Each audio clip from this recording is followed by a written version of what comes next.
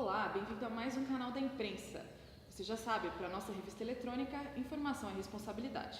No programa de hoje, nós vamos tratar de um assunto que está em voga na mídia e também bastante polêmico, a questão das Farc na Colômbia e o acordo de paz, que teve um voto de não num plebiscito no país. Para falar um pouquinho sobre esse assunto, eu estou recebendo, como sempre, alguns dos nossos articulistas. Camila Torres, seja bem-vinda, obrigada pela sua presença. Pela primeira vez, Sabrina Ferreira, seja bem-vinda aqui no nosso debate. E Ronaldo Pascoal, obrigada pela participação de vocês. Para dar um gás assim, no nosso debate, nós também convidamos o professor Fábio Darius. Seja bem-vindo, professor. Ele é docente do curso de História aqui do UNASP. Você sabe que o nosso programa procura a cada quinzena tratar de forma bem resumida os assuntos que estão sendo abordados no nosso site, para que você possa ter uma palhinha do que está sendo tratado ali. Para acessar mais do nosso conteúdo e saber o que os nossos articulistas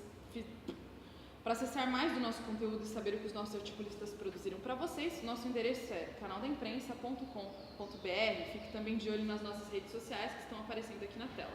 Se você já está no nosso site, muito bem-vindo e vamos direto ao ponto. Hoje a gente vai, como eu expliquei, falar um pouquinho sobre a questão das Farc. A pergunta inicial que eu quero fazer, e até vou fazer para o Fábio, porque ele está aqui com essa função mais de esclarecer as questões históricas relacionadas ao assunto, por que se começou esse conflito na Colômbia e o que move as Farc? Bem, o conflito ele começou já em 1948, há mais de 50 anos, portanto, antes que a Farc assumisse esse nome. Aliás, Farc é Forças Armadas Revolucionárias da Colômbia, ou Exército do Povo, ou FARC-EP, ou simplesmente Exército do Povo. Enfim, o povo conhece bem a Farc. Existem outros movimentos como o Exército de Libertação Nacional, a ELN, e alguns outros ainda, como o M19, que hoje não existe mais, e outras dezenas deles. Enfim, na verdade, nos anos 40, logo depois da Segunda Guerra Mundial, houve uma briga entre liberais e conservadores na Colômbia. Inclusive, o livro do Gabriel Garcia Marques, Oceanos de Solidão, ele trata um pouco desse contexto. Então, quem já leu, aliás, o livro é um dos mais traduzidos em língua espanhola, só perde para o Dom Quixote de La Mancha. Enfim, o que acontece? Os revolucionários marxistas-leninistas, que seriam depois as Farc, eles se juntam aos liberais contra os conservadores que estavam no poder. Contudo, depois de alguns anos de aliança e com a eclosão da Revolução Cubana, nos anos 50, esses liberais, então, acabam querendo distância desses rebeldes assim tidos, e, finalmente, o grupo começa a atuar de forma mais independente. O objetivo é muito claro, como qualquer grupo paramilitar marxista-leninista, a ideia deles é tomar o poder pela força das armas. Até hoje se mantém ainda essa proposta, muito embora agora com outro enfoque, já que percebendo esse não êxito depois de mais de 50 anos, talvez pela via das urnas, através de de uma aliança com o governo. Pelo que a gente já conversou até agora, eu entendo que os atores desse drama, dessa novela ali na Colômbia são os guerrilheiros, os componentes das Farc, sem dúvida, o governo, o povo. E quais assim, a gente poderia dizer que são os atores que são externos ali, que são, participam desses interesses, mas estão fora do país, talvez tenha algum interesse escuso sobre isso. Existe esse conflito, talvez internacional? Assim? Existe. Na verdade, se nós tomarmos os atores internos, teríamos que citar o próprio presidente da República, o Juan Santos, que esse ano ganhou o Prêmio Nobel da Paz, por propor o acordo de paz com as Farc. O Timochenko, que é um guerrilheiro das Farc, na verdade seria uma espécie de chefe da inteligência, enfim, do alto escalão. E o Manuel Vélez, que, enfim, morreu por conta dos conflitos, que foi o primeiro dos mentores das Farc. Agora, a grande questão é que, ao longo dos anos, as Farc conseguiram grande atenção da mídia por conta dos seus atos terroristas e dos sequestros que ele perpetrou, incluindo da Ingrid Bittencourt, que era a candidata a presidente, né, que ficou anos ali com eles, né? Mas eu acredito que dê para a gente incluir nessa questão dos fatores externos o próprio povo, e aí eu me refiro aos brasileiros e aos países em volta, que estão assistindo. Porque chamou tanta atenção da mídia que todos os outros estão ali atenciosos para saber o que vai acontecer, né? Antes da votação, todos estavam ansiosos para saber qual seria o resultado ou não. E eu vejo isso como mais uma questão ideológica, né? Eles lutam por aquilo que eles acreditam, e isso faz com que os outros que estão assistindo comecem a julgar ou comecem a defender aquilo. A gente viu na mídia que muito aconteceu não por parte dos veículos, mas mais por parte dos brasileiros mesmo, que comentavam as matérias e tudo mais, ou uma condenação totalmente generalizada do que estava acontecendo, ou uma defesa totalmente generalizada do que estava acontecendo. Então, não só a questão política, os presidentes envolvidos, mas todas as pessoas ali que pararam um momento para assistir o que estava acontecendo lá ou não. Então, mas quando eu falo atores, eu estou me referindo mais a partes atuantes com interesses, né? Quando você fala Sim. do povo assim, nós, como brasileiros comuns aqui, não temos um interesse específico na questão. Há uma questão, não sei se alguém quiser comentar algo, mas há uma questão. As Farc, elas têm um papel que muitos países veem como terrorista. A Venezuela não vê a Farc como terrorista. Então, também a Cuba não vê. O Brasil, o Brasil, pelo menos até o Michel Temer, não sei como está agora, mas até que ele assumisse, também não via como terrorista. Só que tem um detalhezinho muito importante. As Farc hoje na Colômbia assumiram o controle e distribuição da cocaína. Então, anteriormente, nos anos 80 e 90, no início, isso ficava com o cartel de Medellín. Aí, com a morte do Pablo Escobar, assumiu o cartel de Cali. E o cartel de Cali perdeu o seu protagonismo. E note que hoje as próprias Farc têm essa influência. Então, um grupo que quer o poder, um grupo com ideais socialistas e que mantém a distribuição de cocaína, não parece muito coerente com os seus princípios iniciais. Então, quem que entra na jogada também? Os Estados Unidos. Porque grande parte da cocaína é despejada nos Estados Unidos. E, obviamente, o DEA e outros agentes americanos não estão muito felizes com o que está acontecendo. E, portanto, isso por si só coloca as Farc numa discussão mundial, né, que é o combate às drogas, porque boa parte do mundo está pouco se lascando, desculpa a expressão. Da situação dos colombianos. A Colômbia. O que significa a Colômbia? Antes da série Narcos, talvez poucos americanos soubessem onde ficava e o que era a Colômbia, né?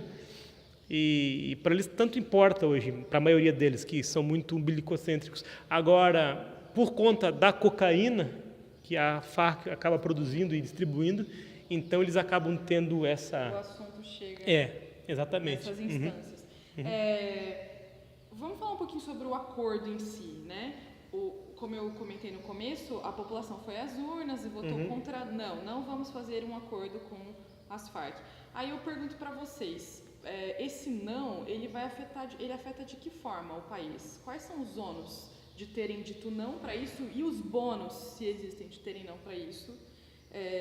E aí eu quero até mencionar o caso do ex-presidente, né, o Uribe, que está fazendo uma propagandinha forte contra, né? E aí essa propaganda, ela tem um interesse real de proteger o país ou é mais uma situação política, assim, um interesse político? O que você, Camila? Eu acho que a questão de as pessoas terem votado não é mais voltado para o lado de injustiça. Acho que acredito que grande parte da população que talvez foi afetada pelas Farc e que sofreu, que teve alguém próximo que sofreu, esse foi o motivo de ter votado não, para que fosse julgado do jeito que eles acham que deveria, porque com o acordo muita coisa seria deixada, passar, esquecida, para viver em paz ali. Então, acho que esse é um dos grandes motivos. Mas o ônus disso tudo é porque pode continuar. E quantas outras mortes vão vir e o tráfico e tudo mais, o que vai continuar até que seja feito o acordo. Muitas outras vidas, as que já foram perdidas, e vão continuar perdendo outras vidas. Então, esse é talvez o maior ônus que tem daqui para frente.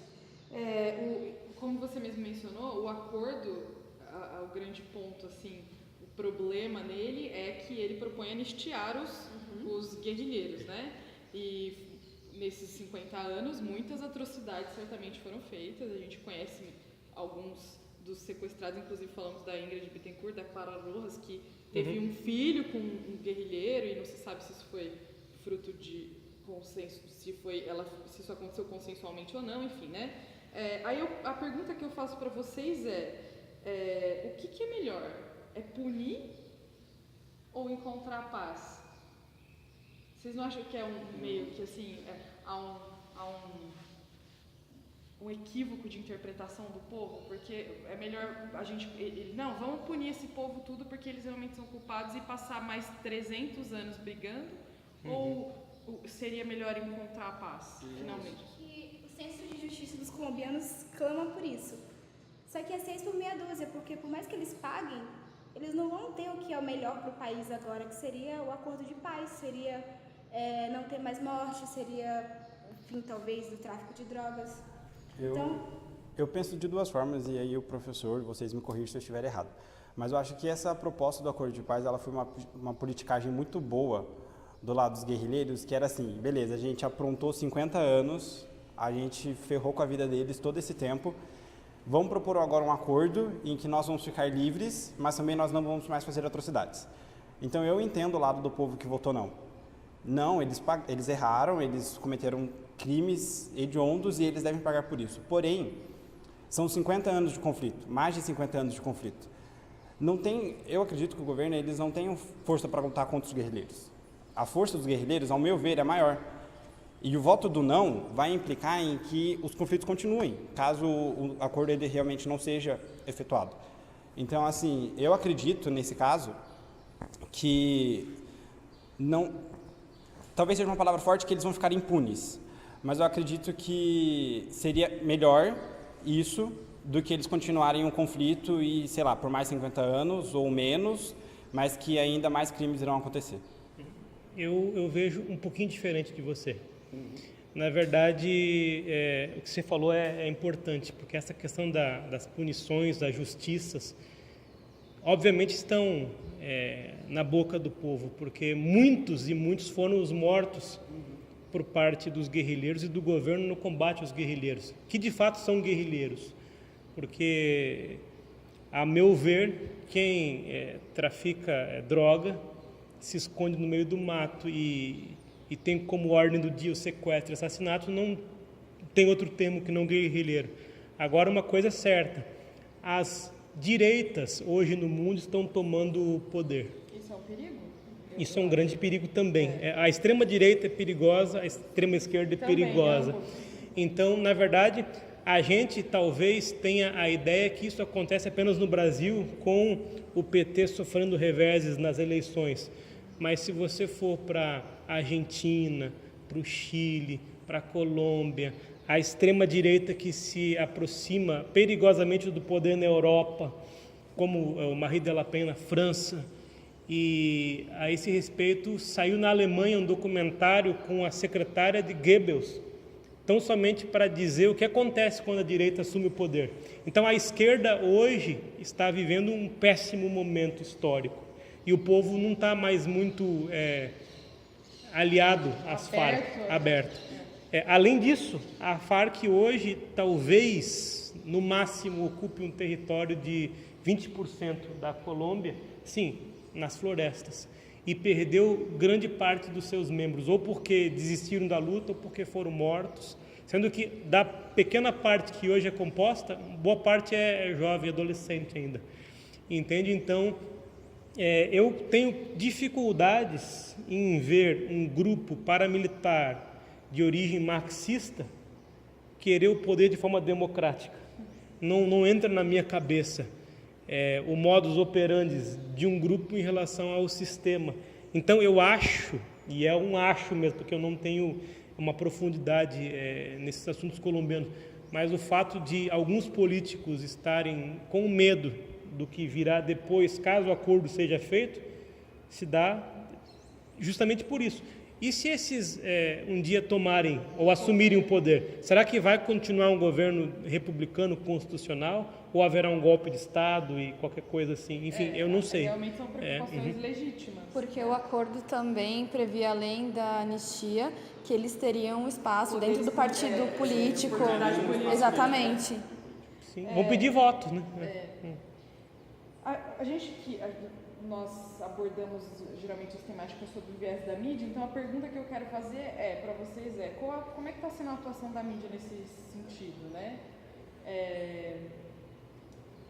Ela está sendo, a cobertura do assunto está sendo válida, boa, ou ela está sendo super tendenciosa e direcionando as pessoas para um ponto de vista específico? Como que vocês veem o que vocês assistiram, leram até agora? Eu percebo que há uma tentativa de mostrar os dois lados, mas a mídia claramente votaria no sim. A mídia brasileira, você diz isso, né? Porque daí a gente precisava pensar em outros veículos fora daqui. Alguém teve contato com a cobertura disso norte-americana? Não norte-americana, mas em espanhol, por exemplo, o país não parece ter feito muito uma votação, assim, declarado a sua posição, mas só exposto mesmo o que tem acontecido. Uhum. Eu realmente acompanhei o El País e tem muito material, isso é legal, material a favor, material contra, eles entrevistaram várias pessoas envolvidas lá no processo, e isso eu acho que foi bastante esclarecedor, diferente da mídia brasileira que eu vejo, que é bem mais tendenciosa. A BBC também publicou algumas coisas, mas claramente favorável ao acordo de paz. Uhum. Agora, eu não sei como a mídia colombiana notificou isso de fato. Agora, eu sei que grande parte da vitória do sim se deu por força dos evangélicos. Sim, também li sobre isso. A bancada da Bíblia deles. Que não concorda muito, talvez precisamente por verem um provável futuro partido de esquerda e contra a religião no poder. Sempre o medo da bancada evangélica é sempre esse. Uhum. Né? Uma outra coisa que eu queria comentar sobre o plebiscito é que houve um grande número de abstenções. Né? Na opinião de vocês, isso aí é uma falta de promover uma desambiguação em relação ao assunto, né? Esclarecer a população, gente, o acordo vai servir para isso, não vai acontecer isso, vai acontecer aquilo, ou é um sintoma de despolitização generalizada na Colômbia e até no mundial, assim? Eu acredito que eles não querem se envolver. Eu acho que eles já estão cansados, eu diria, por conta de tudo que aconteceu, de que esse voto, ao meu ver, para eles não faria diferença. Eu acho que eles já não se veem mais como parte disso, entendeu? Só como vítima, o povo. Por isso, ou com medo. Eu acho que por medo e porque eles não acreditam que vai haver uma mudança de Eu acho que esse é o ponto. Porque a gente também, como brasileiros, eu penso bem, analisando bem a situação do Brasil, assim, que é o contexto que a gente vive. Não, por que o povo nunca faz nada? Porque não acredita na mudança e também não se interessa. Então, é uma questão de despolitização e de descrédito que a classe política já tem. E aí eu posso até dizer que é um negócio mundial, assim. Não é um fenômeno brasileiro, não é um fenômeno colombiano. As pessoas estão perdendo a fé no instrumento político. Sim, porque nas nossas eleições também o número de votos nulos e brancos foi maior do que de muitos vencedores, né? Não só o descrédito do interesse político, mas como o professor e vocês também comentaram, em relação à esquerda, porque o voto, sim, daria espaço a eles como poder político. Né? Então, eu acho que a esquerda ela também já está muito descaracterizada para eles darem esse voto de confiança e colocarem eles no poder e com medo do que poderia acontecer. Qual é o perigo da despolitização? É justamente ser dominado por aqueles que não veem com esses olhos, né? Essa questão. Agora, na Colômbia, eu vejo uma outra questão. Agora, recentemente, nos anos 90, eles mataram um terrorista, aliás, o governo matou um terrorista utilizando práticas terroristas que ele mesmo utilizava, o Pablo Escobar especificamente, sem contar todos os outros posteriores e anteriores. Então, talvez pouco importe se é direita ou esquerda, porque o povo tem a sua vida cotidiana inalterada pelos fatores externos e internos da política. Então, não sei se para o povo vai ser melhor. E eu não sei se para o povo do campo e da floresta, onde a Farc atua, não vai piorar a situação. Então, isso que eu ia comentar. Porque há um poder paralelo, né? Eles têm ali um domínio muito forte do povo e eles, inclusive, mantêm uma certa estrutura política e econômica, assim, contra o sistema, mas que, naquele sentido... E os camponeses gostam disso, porque faz bem para eles. Gostam no sentido assim... tem vantagens econômicas, tem proteção... É nesse sentido. Né? É pelo temor, mas de todo modo funciona. Talvez como as milícias na favela do Rio de Janeiro. Exatamente. Não sei se eu sou exagerado a dizer, mas me parece alguma coisa assim. Similar. Né? O nosso tempo está acabando, mas eu quero terminar com uma pergunta, sei lá, mais filosófica. E aí eu deixo aberto, quem se sentiu à vontade. A luta armada, ela é um caminho de mudança real? Ou ela já representou isso em algum momento da história? Eu acredito que os fins não justificam os meios. Mas eu acredito que sim, você deve brigar por aquilo que você acredita. Com armas? Com aquilo que seja necessário. Eu não estou dizendo assim que eu sou a favor do conflito armado ou que eles estão certos e tudo mais. Mas eu acredito que essa foi a maneira que eles encontraram de se posicionar e de irem contra um governo que para eles estava sendo opressor e eles se posicionarem. Porque eu digo isso porque assim, nós não temos armas, mas quantas vezes nós nos agredimos com palavras, nós nos agredimos com outras formas que não sejam armas de fogo para defender aquilo que nós acreditamos, para lutar pelas nossas causas. Então, da mesma maneira como nós lutamos, eles lutam, só que com armas diferentes. Então, eu acredito que seja isso. Permita-me discordar também. Na verdade, se você retomar ali o Grande Conflito, edição de 1888, só para dar um ano, né? Você lê uma frase de Ellen White que é até anterior a ela: antes morrer do que pecar. Então, pela história, a gente pode perceber que as revoluções armadas, elas, de fato, trazem novos sistemas e novas prerrogativas. Agora, eu não vejo, sob nenhuma hipótese, que isso é, de fato, o caminho a ser seguido. Porque, se você pegar, para não ficar muito longe da esquerda, o Exército Vermelho, os bolcheviques, fizeram a Revolução Russa. E durante quase 80 anos se mantiveram no poder, com questões muito negativas e algumas questões talvez positivas em alguns pontos muito específicos. A extrema-direita nazista tinha um exército no partido paramilitar, que depois no poder fez horrores. E então, as Farc na Colômbia tem um exército também, que é paramilitar, que luta contra o exército regular, com mortes para tudo quanto é lado. Então, de fato, a luta armada muda a geopolítica. Contudo, eu não sei até que ponto, aliás, eu não vejo como positiva essa mudança. Agora, é inegável que as armas fazem o seu devido estrago e falam bem alto também, né?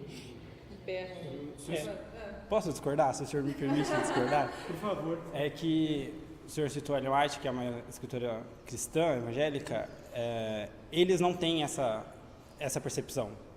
Eles quem? Os guerrilheiros, de que antes pecar do... Como que é a frase? Antes morrer do que pecar. Antes morrer do que pecar. Nem o governo. Eles não têm esse conceito de que eles estão pecando e de que eles irão sofrer a ira divina.